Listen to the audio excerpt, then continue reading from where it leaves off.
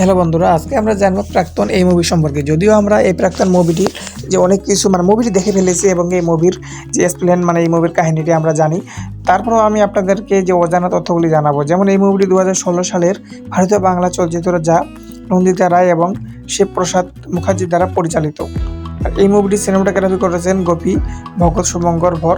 আর এই মুভিটি হচ্ছে দেশ ভারত আর ভাষা হচ্ছে বাংলা। বক্স অফিসে এই মুভিটি ইনকাম করেছিল 8.5 কোটি।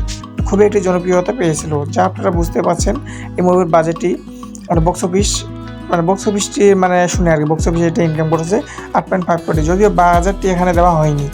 আর এই মুভিটি 2016 সালের ভারতীয় বাংলা চলচ্চিত্র। এই চলচ্চিত্রটি প্রতিহিংসা 2002 এর 14 বছর পর এটি প্রসেনজিৎ যে ঋতুপর্ণার সহযোগিতাকে ফিরিয়ে আনে। বিবাহিত জীবনের তৃপ্তি এবং আত্মত্যাগের মধ্যে ধনের দর ওপর ভিত্তি করে এই ছবির থিম। আশা করি বন্ধুরা আপনারা বুঝতে পেরেছেন। ছবিটি 27 মে 2016 বিশ্বব্যাপী একটি বিশাল অভ্যর্থনার জন্য উন্মুক্ত হয়েছিল।